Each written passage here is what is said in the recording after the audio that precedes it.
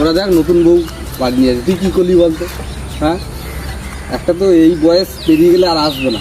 যাই হোক, তোর সাথে মিশলে তো আমার তো আর বিয়েই হবে না। তাড়াতাড়ি বিয়ে কর।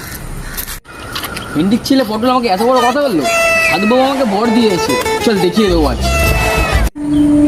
ওম ক্রিং ক্রিং চামুন্ডায় নমঃ। আমি যেটা চাইনি, রং নাম্বার কি করে বলবো এটা? ওম ক্রিং ক্রিং চামুন্ডায় নমঃ। রে গুরু, কি মাল পেয়েছি রে। সুন্দরী, মুখটা দেখি চলো।